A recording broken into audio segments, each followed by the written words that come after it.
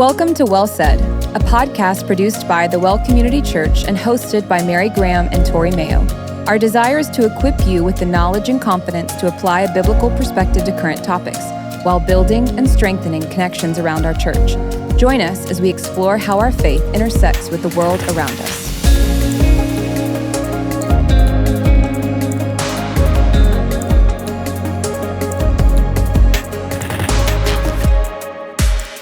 What up, T? Well. We back. Come on, back again. Episode 4. I love it. It's great. Hey, what is this episode titled before we get into anything? So this is very strategically positioned after our Loved to Death series to answer the question, what happens after love, marriage, and sex? That's great. And we're going to leave you wondering for a couple seconds. Yes, because we got another icebreaker that we need to do, but you're going to be way happier about this one. I looked at it and I'm already more excited about this. So super creative. Not to disrespect any other icebreakers. Yeah. Still, please put them in. Go to thewellaustin.com/podcast. Click submit an icebreaker. You can even submit a topic later this season. We'll be doing some of the most frequent topics that you guys put in that comes up, or one that we just feel like is really important for our church in that season. But yeah, so please utilize that. We'd love to shout you out. And so we're shouting out Michael S. today from the Northwest CG. So instead of an icebreaker, we have a game to play. So we're going to play a little survival of the facts. And so we had 2 people on staff submit 10 different things that Austin... So to preface this, Tory and I are the most competitive people on the staff team. Would you say that is true? That is assuredly true, yes. A little bit aggressive about it at times. Yes, we have not fought, but definitely been like... We could have some more, stories about confession and repentance. Yeah, we'll need to do that again if we talk about our competition. Competition. So we tried to keep this out of our own realm as possible. So we had 2 staff members come up with the things. Austin, our production director, shout out to him, picked the 10 and he sent them to me. Okay. And so whoever has done the most... Have you seen these 10? No. Okay, got what to say. So this is live. Whoever has done the most wins. Okay. So you're going to keep score for us. Great. Are you going to be honest? I will not cheat. Okay. I'm so everyone gets a point a if we do it. We got to go over all the rules or it never ends well. That is true. Okay. Are we ready? I'm ready. First one. First one is, I pick my nose when no one is watching. Yeah, definitely. Absolutely. Okay. Wait, it's whoever's done the most? Who did this? Yusuf and Huli? Okay, let's keep going. Yusuf and Huli did it. Okay. Okay. Well, who doesn't do that? I don't know. Sometimes you got stuff in your nose. Okay, number 2. I've told an outrageous lie to a child. You've never done that. You're a teacher, girl. Okay, tell me yours. Did you think of one like right off the bat? I didn't think of one right off the bat, but I definitely thought to our topic today, when kids want to know where they came from. Oh no! There are some things I am not ready to communicate just yet. So yeah. That's a good one. Okay, number 3. I've been on TV. Like not guided gathering, that don't count. That's not television. No. Yes, I'm in the lead. Shoot. Okay. What were you on TV for? Yeah, the one that I remember, and I think I've been on more, but the one I remember is that I was in Brownies when I was another cultural difference. Don't know what that is. Girl Scouts. I was a brownie, and we were like, we made these little friendship beads, and we went with another troop, and the local news came out to watch us, and I was on. Also. Nice. For our Easter gathering, do you remember they came and they videoed? So you actually I was on. Look at you. She's so honest. No. I'm going to give you a partial point for being honest there. Dang it. So we led at our Easter outdoor gathering. And now at that Mount you're saying Sinai. that, I've been on some sports stuff, like different, Pontiac Central plays this. So, Gotcha. Okay. All right. Well, there we go. Okay, I've been on a talent show or something of the likes. Like school? Let's was in some let's school interpret stuff. talent show before we give our answer. Yeah. Because you and I are too particular. I've been on some school like talent shows and stuff Okay, like me that. too. Me Okay, we're just gonna say, but I've not been on anything else. Yeah. Okay, well, we both got a point there. My mom made a sequined outfit for me for one of my Oh, that's talent nice. shows. Yes, my friend Lindsay and I were doing this sweet little dance to Celine Dion song. It was great. I was also in a talent show, and I was also a part of an auction. Whoa! What does that even mean? Where Oh my god!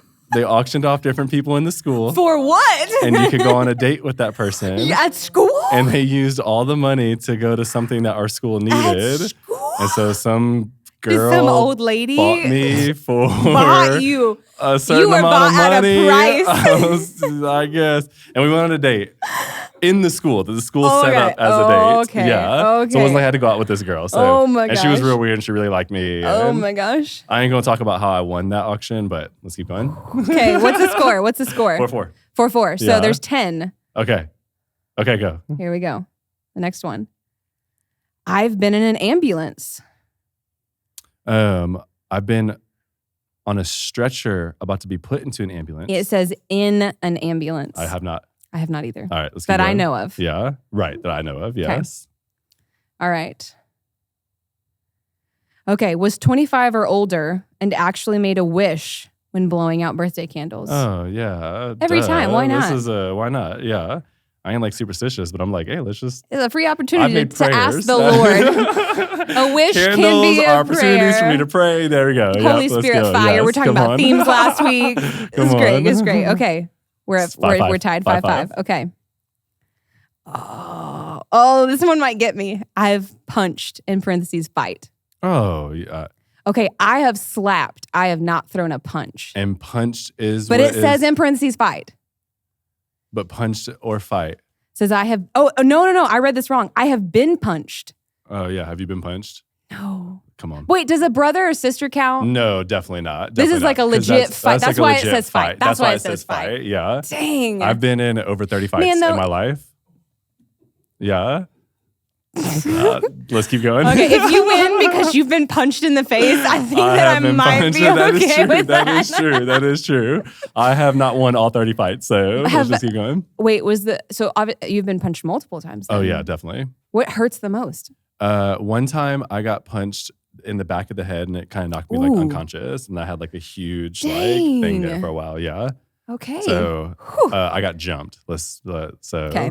I ain't no scrub, you know what I'm saying? If one of y'all want to All throw right. hands. All right. Have a serious allergic reaction to something. Mm-mm. Oh, praise God. Oh no. Thank How you many? for healthy bodies. We're close. 6'5". 6'5". I think we're almost close to the end. Ooh, could be an interesting one. Broken something at a friend's house and without telling them. Without telling a friend? Yeah. I ain't trifling, girl. What did you break? I don't want to say this friend might listen to this. Oh, shady. It was when we were younger and it was a toy, and I will just leave it at that. Okay, great. I just This kind friend of has hid been it between in other counseling things. because It wasn't that she big thought of her a mom thing. threw away her toy. It didn't throw it away. It just was slightly That's great. damaged. That's great. Okay, it was All slightly right. damaged. I don't think I've done that. Okay, it's an accident. All right, last one. I've peed or pooped my pants Like as an adult? as an adult. Like one time there's like 13 count? That's not an adult, 18 or over. 18 or older. Gosh. I don't think so. I don't think I've so been like really either. sick, like in hospital type sick, and have had that, but that was Yeah, I don't think so. I don't think so either. I definitely like. Have you ever like laughed and just like a little dribble? Well, yeah, I had a baby. What? Okay, what mom has not had? We are talking about. We're gonna talk about what happens after I had a 6 kid. to 6. There we go. We're done. This is we tied. Congratulations. A dribble, I guess, counts. Welcome to it, which leads us to what we're talking about, which is All right. Well, look at how that wove in. That was accidental. parenting, Gosh, parenting. Children. Okay, wait. Now, parenting, because before we start, if I'm single, if I don't, I would check out right now. Yeah. I think it's really important, like, why we're talking about this. Yeah, tell us, Tory. In Song of Songs, parenting is in the Song of Songs, but we're not talking about it in our series. So this is kind of a carryover from... I can't think of the word. Extension. There we go. And so this is important because everyone is called to be a spiritual parent. Okay, everyone is called to parent. That means Genesis chapter 2, we are all called to be fruitful and multiply. Now, parents, just like we've talked about in the Song of Songs, they get to practice that just like married people get to practice sex. But the single person is not isolated when they realize that intimacy is the goal. And we can have that with the Father, with friendships, with all this different stuff. We just miss one physical aspect. So similarly, like parenting, you may miss a physical aspect of physically having kids, which you and I both have, right? But all of us are called to be spiritual parents. Yes. Paul likened himself to a father and to a mother in 1 Thessalonians 2, I believe the reference is. So not only is he a dad, he's also a mom, even though he's a male. So he's carrying forth these characteristics that women often give to their children, vice versa. So all of us are called to be this. And so if we're not parenting, I would say that we're being disobedient to what God has commanded us. So it's really important. Great. Yeah. I think it ties even well to the title. I think I picked those specific things to really bring out that relationship with Christ. Even we talked about last episode of Christ being the breader, inviting us in, empowering us to walk in this ministry. When we think about love, Christ loved us so much to come. Yeah. When we think about marriage, the church is Christ's bride that is being waiting for. And obviously sex is the intimacy that you picked up. So this is something that is not just for married people in the room with parents, or single mothers who have adopted. I know we have those in our community. It's not meant to exclude anyone or anything like that, but actually inclusively talk about this concept as a church. Yeah, for our Love to Death series. So. Totally. And one of the things, can I give like a really weird theological loop before diving into this? I learned recently that the word in Genesis 3, where it talks about how the man, part of his consequence of his fall is that the ground will produce thorns and thistles. And it says the woman will have pain in childbearing, right? When I say that, what do you think of? Pain in childbearing? What's the thought? You've had a child, you're a woman. Give me that epidural. To all you mamas out there that do it by yourself and do it in your home, that is beautiful. Birthing centers. I know Austin hates clapping, but I'm doing it anyway. That is freaking beast mode on a level I don't understand. Natalie had all 4 kids naturally, and I told her if I were a woman, I would have been like, put that needle through my back. To be fair, my epidural worked until I had to push Becca out, and then I did the whole thing natural because it took so long. It's a whole other story, but it took so long, it ran out. Sorry, girl. And so I got Ring of Fire life. So that's what you think. You think. Oh, this pain and gosh, for sake of sounding like this weird man, can I just not that's it, that's little, but the fall of man, it just cost you it's really hard to physically push out a child. That doesn't seem to encompass the reality. It's the worst pain. I mean, people show that. But it's pain for some hours, day, even if you have a really hard pregnancy for it's not a few months. It's not as encompassing as the man's toil for his whole life. So it seems, with creation. Here's what's interesting. All of our translations, for whatever reason, say childbearing, but the word there is conception. Okay?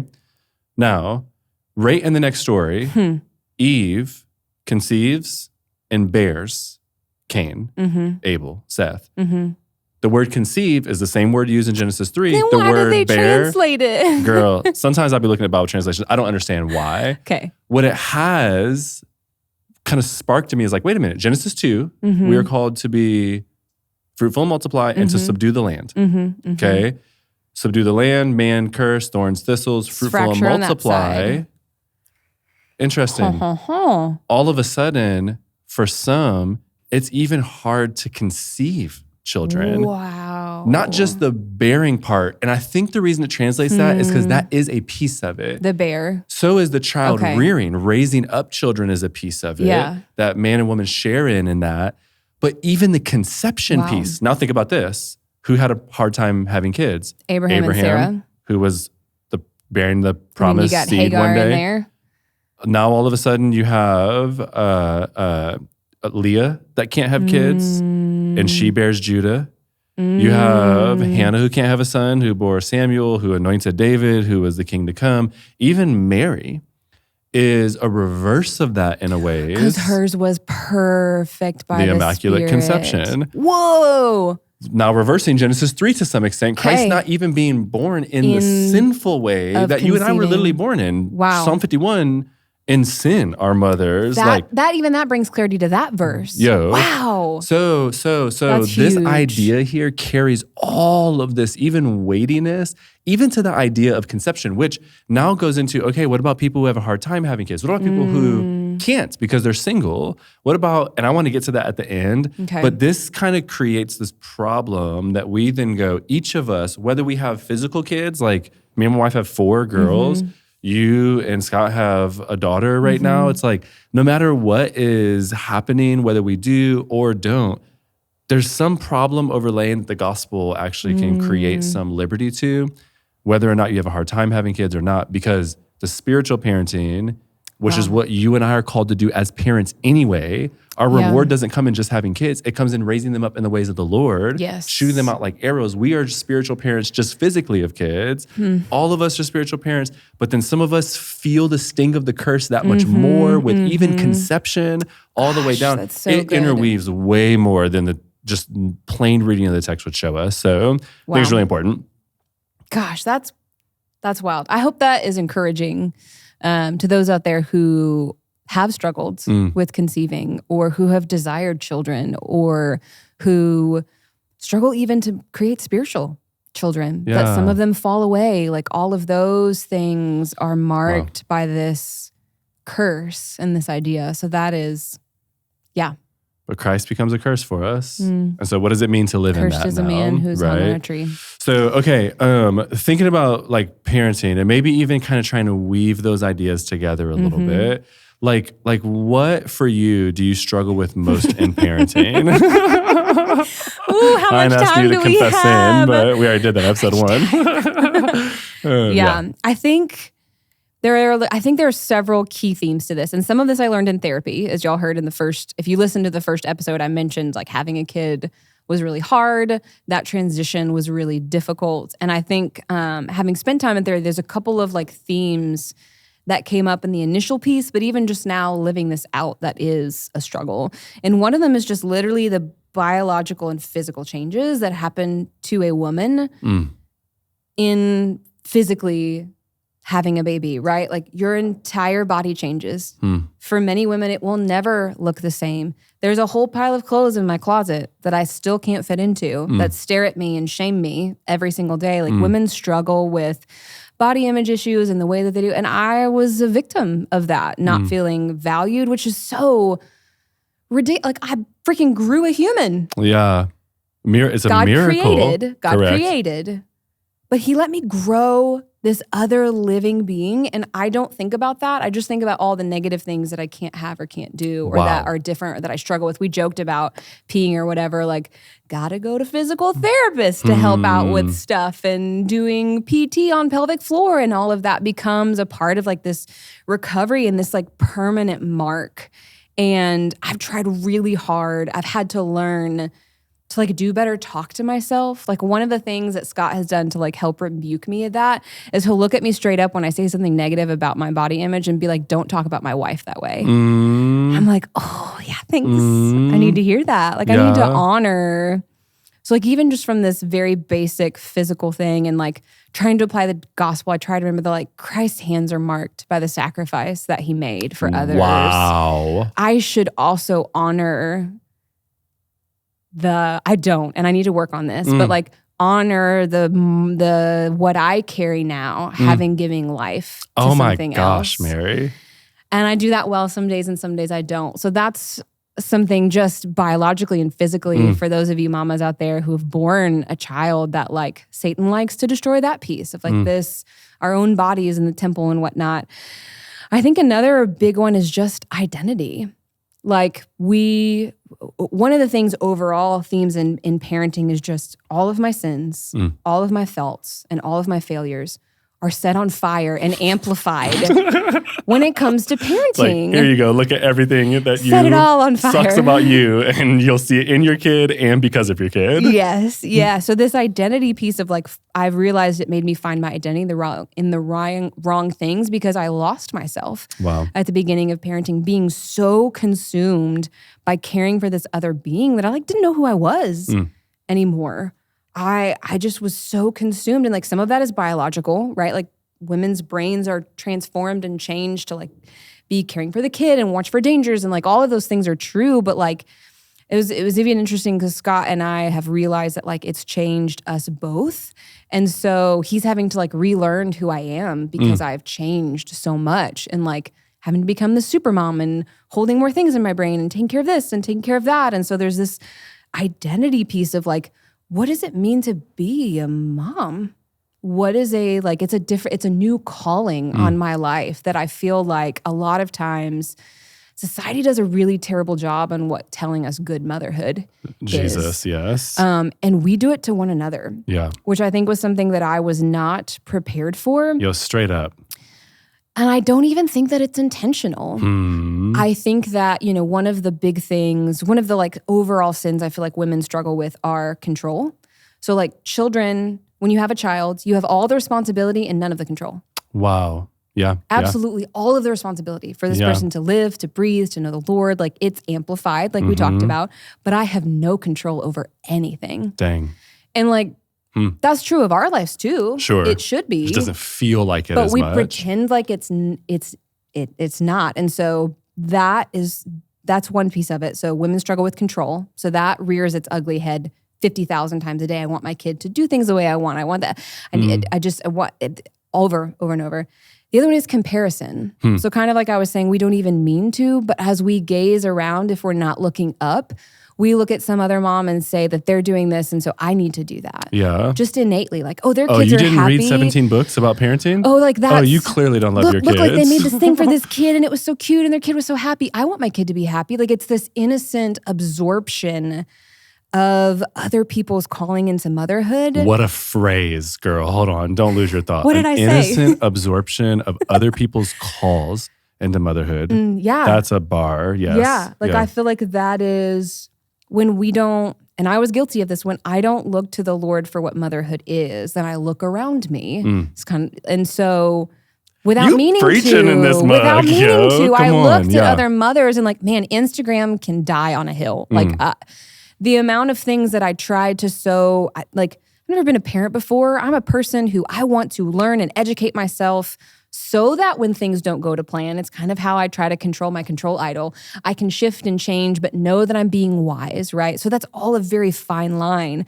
But I like started following all of these accounts that mothers I trusted, right? Like I tried to look at moms that I loved the way that they cared for their children and their families, and like followed some accounts that they recommended. And it utterly like broke me to be like, well, I'm not doing this and I'm not doing that. And I can't do this and I can't do that. And all of these things. And it just, so I have to really guard my mind in a lot of motherhood. That's been a struggle of really focusing on not looking around me to determine what motherhood is, but how God has asked me to parent this one child and who she is. And that's really been hard. So there was a biological, physical struggle that I still deal with. There's a laundry list of things.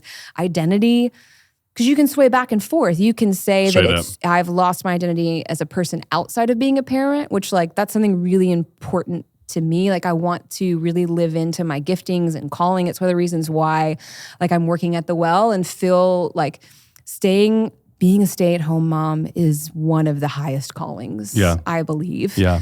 And for me, I felt like God was calling me to do a little bit of both. So that's why I've chosen to be here. Like I want to show, and my motherhood calling is to also show Becca that you can choose what you want to do and who you want to be and all of those types of things. And there's this identity. And then I think one of the other things that I struggle with that really continues is just relationally. Like I'm physically different. I'm emotionally different. My identity is different. My calling is now different, right? When you get married, half of yourself is now to your spouse. Now you got to determine what part of that also goes to your children. And then I think one of the most surprising things is that when you have a kid, your marriage kind of resets. Straight up. Yeah. On the back end, like Scott's a dad now. That's a calling for him. That's an identity that like now I have to know him as a dad and he has to know me as a mom, and how that affects our relationship. Fighting for a date night looks different. Yeah. Learning how to work through things. We have differing opinions on different, who's going to take care of this mental load? There's just so many things. It just changed relationally things. It was harder to fight for community and things. I know we really struggled with going to community groups. I know that's something that our people in general really struggle. How do you have kids? How do you do community? How do you invite people in? What does that look like? How do I do things? And so there's a lot of struggles in parenting that like laying over the gospel for all of them. I'm still working on, right? Like I've got the biological one. Jesus has scars. The identity piece. Christ calls me his beloved daughter. My daughter is a daughter herself. Yeah. So like to the same, if I think more spiritually about parenting, then I create the correct identity. I am to disciple my child, Deuteronomy 6, teach the ways of the Lord. If my sole goal in being a successful mother is that she would know the love of the Lord, then I have done a good job. Yes. But I lose sight of that as I do the comparison, as I do those things. And then again, like we talked about, oh man, the sermon that Yusuf did on the foxes. So good. And that's the relational piece. Yeah. I feel like of trying to bring the gospel in is like looking for those foxes that try to break the unity that we've talked about, that Christ died for, that fights for so much. How do I take these small things that come up of like, who's doing the dishes, or did you watch Big Little Feelings so that we discipline our kid the same? Like those foxes come in and try to steal, but you gotta have. And so trying to find my foxes. Remember, I'm a daughter of the King. My success in motherhood is defined by showing my child the love of God and pleading with him for her salvation. And that's so for real. I'm like, we can end this. I'm being serious, Mary. That was but really, motherhood really good. is not like the only thing. And there's so much more to that, right? But like as a dad, I feel like moms are often really good about talking about some of these things. Sometimes really well, sometimes not so much. We have mom's Bible studies at our church. We have a mom's group me. We have like mom little pockets of like, all of those things. Some of us all go to the same daycares, but like, what's the dad side of the story? Like, what is your actual, like, what are some of your struggles in parenting? Yeah, I think, man, what you said there, first, for real, I'm being serious. That was so good. First of all, it was worshipful. Second of all, your exhortation to when you think about things spiritually, which is what we talked about last episode, the gospel, when you can see it, it is the answer of all things. And as you start doing that, you find this freedom or life or... when you can live in it. You can know it. Exactly. But it's that fight to live it out is my struggle. To know it in the heart, right? Yeah, we're both pointing to our chest. You're not watching. And so it's like, so that's just really good, Joe. And I think I would almost say yes and amen, echo. It's almost the exact same thing from a father side. Obviously, we didn't physically have a kid. So physically, we're not thinking about that, not struggling as much with that, generally speaking. But I'm like, man, like I struggle with the thorns and thistles thing where it's like, hey, like I am over here working and then I'm tired and then I feel like I'm not giving enough to my kids and then I feel like I'm not giving enough to my wife anymore, then I'm not giving enough to the church because I'm being asked to do all these different things and to care for and lead and love and serve and sacrifice and die for all these different things. And it's almost as if I don't have enough for everyone. I don't have enough for the Lord. I don't have enough for Micaiah, Kyria, Jada, Elia. For whatever reason, we had 4 of them bugs. So it's a lot to give. It's like I don't have enough for then my wife, or if I do, then not for myself. But if I do, then not for our church. But if I do, then not for playing something or watching a game. Like it just feels like I'm always like, toiling. And it's like I'm never enough. So I get the exact same thing, but on the reverse side. Yeah, moms struggle all the time with like, I'm not good enough. I'm not all of those things. Yeah. It's like, I'm not giving enough. I'm not serving enough. I'm not loving enough. And Natalie's like, you're a great dad. One of the things you said when Scott, I think you said rebuke, I would say loved you into truth. Rebuking is loving people. Love. Let's actually, change really that good. definition. We even talked about that week 1. You're right, that's good. But it makes me think of Genesis chapter 3, where God comes to Eve and says, hey, who told you that? And that's a phrase I have to think about often, like, who's telling me this? Like, who's telling me that I'm not doing enough? Who is the Lord telling me that? Because that could be true. That could be the loving rebuke. You need to step in and walk in repentance. Exactly. Yeah. If I'm a workaholic and I put way more effort in my work than I do in my wife or in my kids, that's not okay. Like, now I may spend more time at one place just because of the way things are calling or timing, but like there's a difference. So there's truth, but if that's not the Lord telling me that, then who is? Is it the culture? Is it myself? Is it Satan? So when you talk about even what you said, I'm like, sometimes I look at some of these like discipline methods and it's like, if you do this, you're the worst human on earth. And it's like, is the Lord saying that? For real though? Like, is that what?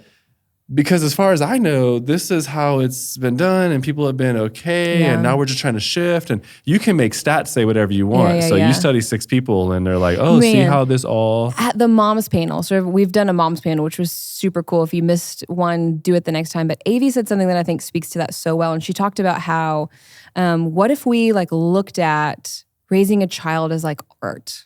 Wow. People are going to we should appreciate the way that others are rearing their children, but they're all going to look different. Some are going to paint, some are going to compose. Like we need to allow people to do their artistry. There's a wrong way of doing that. That is also true. You can hear music and go, you're not playing those. That sound isn't being, so there's a right and a wrong. But there's a dynamic, there's some diversity in the midst of, so it's like, no, we can rightly, like you can look at the way, like, hey, am I disciplining in anger? That's wrong. Discipline is right. Doing it in anger, the Bible says, is wrong. Yeah. So, hey, no matter what that looks like, because some of y'all are like, I don't spank, but then you're disciplining in anger all the time. You're doing the same thing.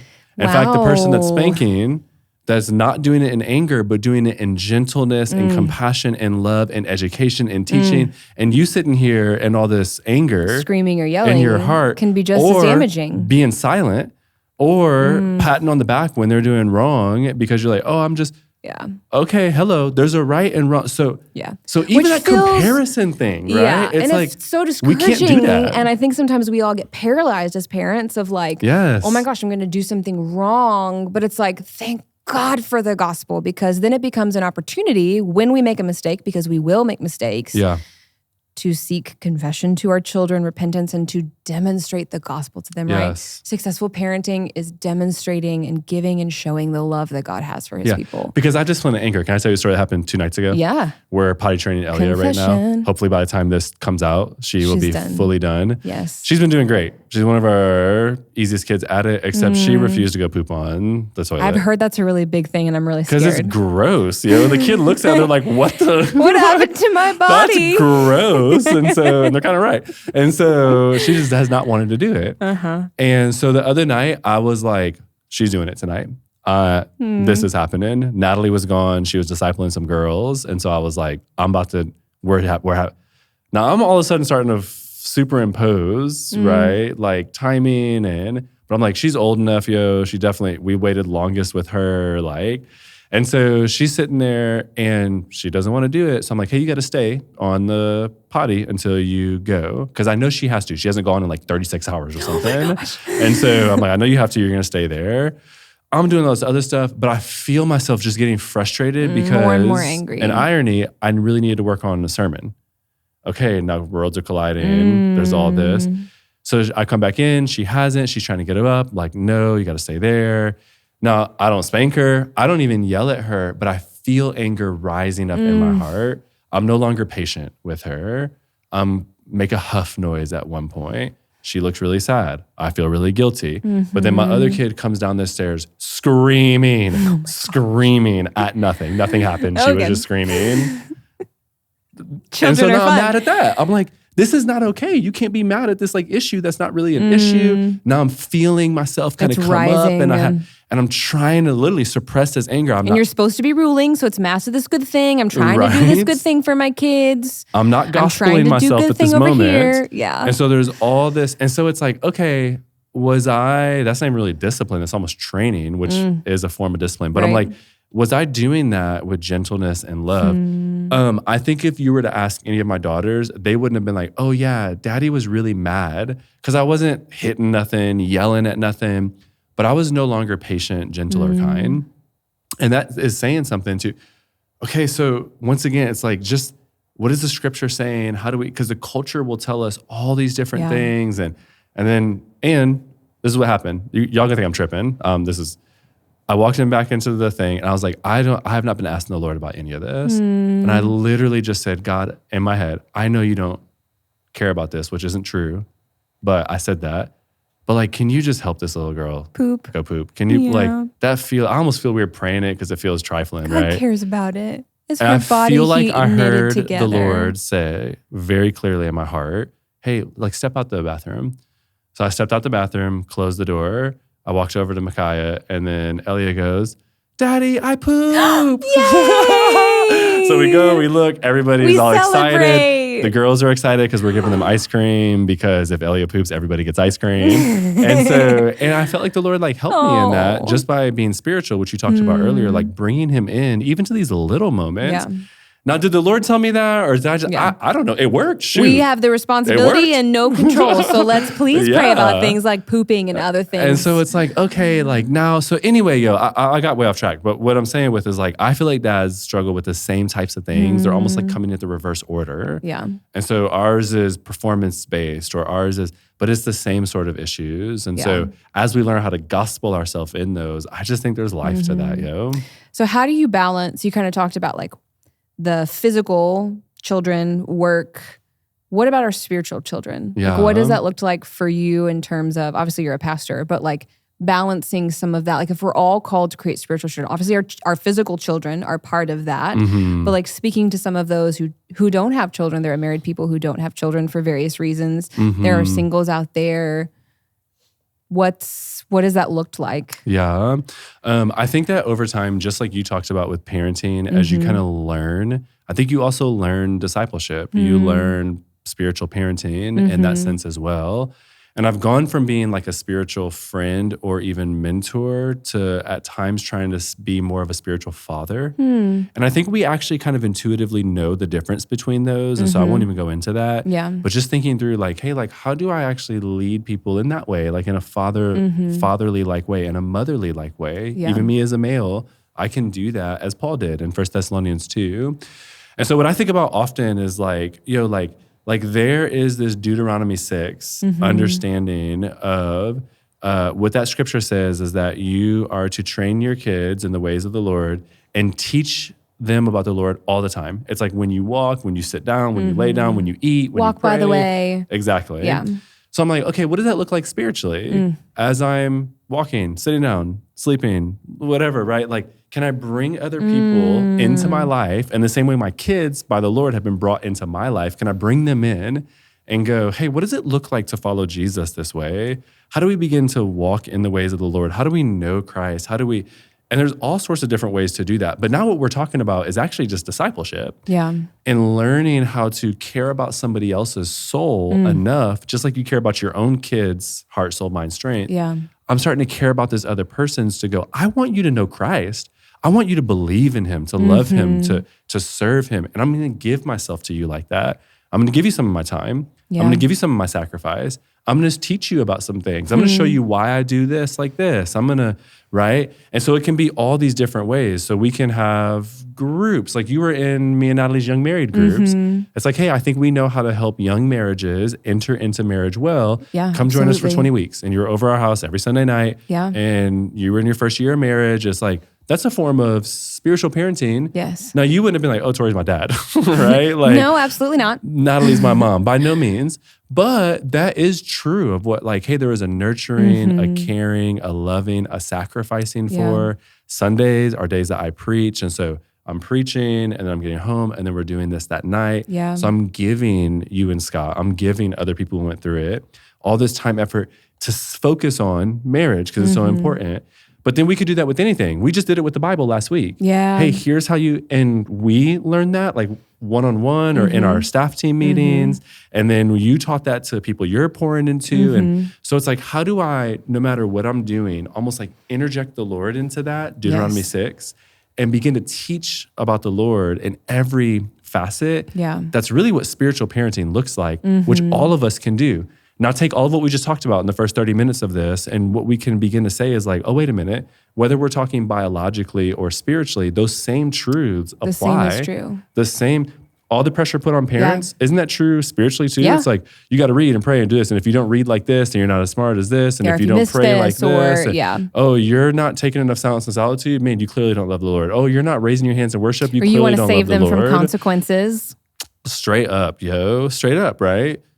I don't want to discipline anymore. I don't want to speak truth in love. I don't want. So it's like all these things apply. So much overlap, basic principles. It's kind of the same thing. Yeah. It's just one of them is really close. They're physically, biologically yours. One of them is just barely removed, but the blood of Christ is stronger. Let's say the same. Okay, so wait a minute. Now we're all in this together.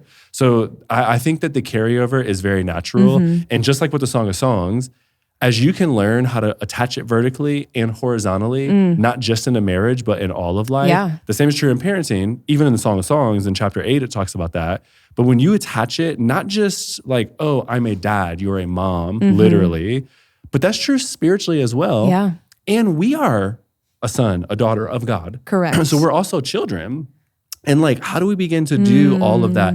When you can realize and begin to just make simple application outward rather than just like downward to your kids, I just think that it creates all this life and we become spiritual mothers and fathers. That's so good. We become disciple makers. We push back darkness in these really sacred ways. Our kids, Psalms tells us, are like arrows in the warrior's quiver. And what you do with the arrow is you take it out and you shoot it.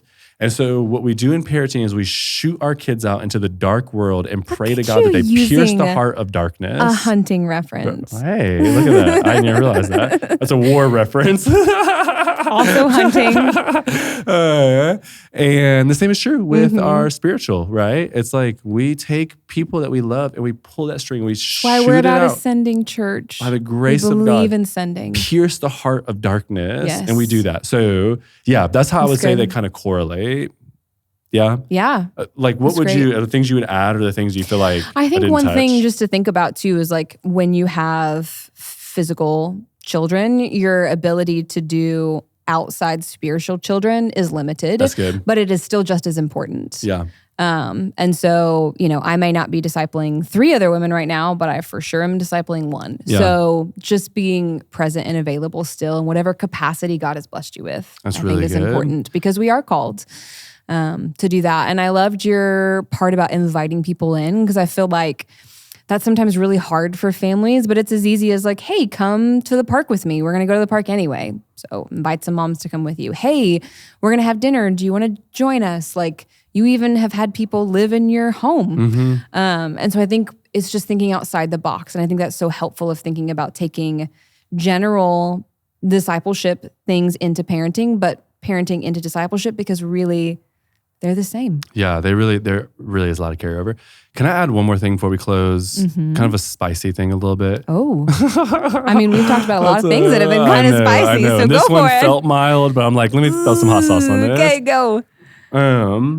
I think that often we don't have kids spiritually and physically because we're selfish. 100% that is true. We want our way, our time, our choice, we don't want to. Now, I'm not saying that for everybody. So the shoe don't fit, don't wear it. But I'm like, I think that at times, like we don't want to give somebody else our time. We want to be able to travel whenever we want. We want to be able to whatever, spiritually and physically. I'm not just talking about biological children.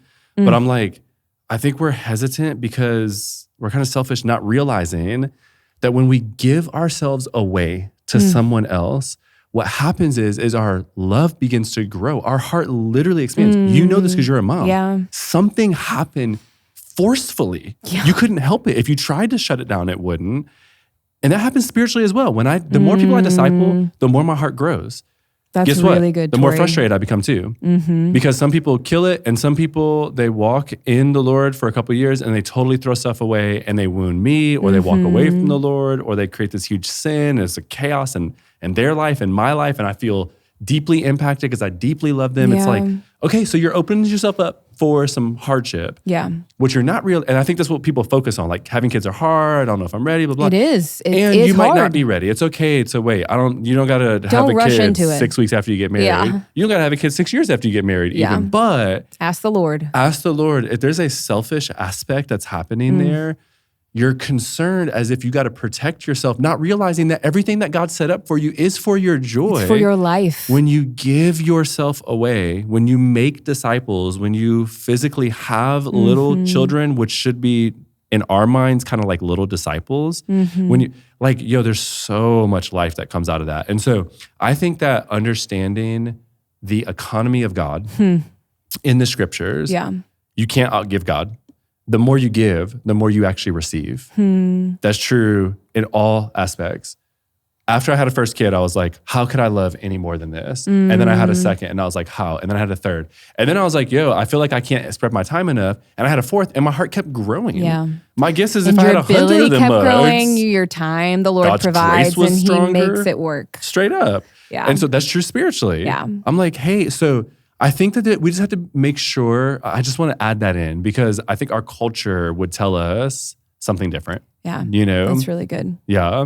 Did I explain that well enough? I think you did. Okay, because I'm like, We I need opened that up, but what's the scripture that talks about thinking of ourselves more highly?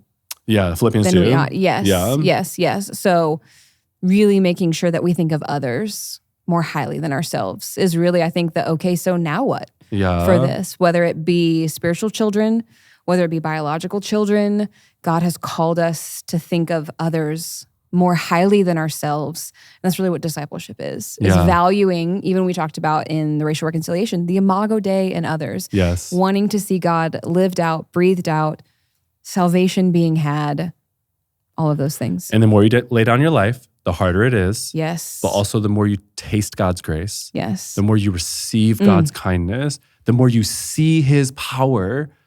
It's hard having 4 kids. It's hard having one. It's hard having none, but making 20 disciples. Yeah.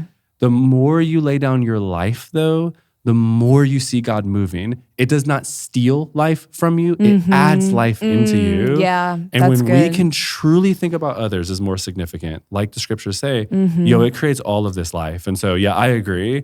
Think about others more highly. And also a practical, do life with people. Yeah. Think about how you can make disciples. Yeah. Think Help about how you them can parents pour into out. others.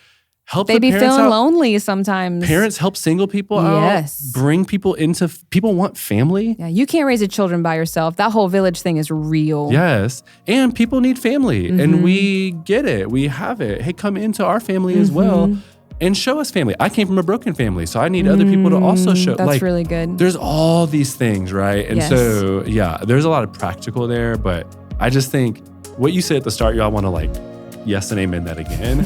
I'm like, as you can gospel this, it's just life on life on life, yo. Yes. Yeah. That's so true. It was well said. It was. By you. I said it first this time. All right, yes. That's good. So we love y'all. Yeah, hope you're encouraged. Yeah. Love you guys. Thanks for listening. If you enjoyed what you heard, subscribe, and share. For more information, visit our website at www.thewellaustin.com/podcast.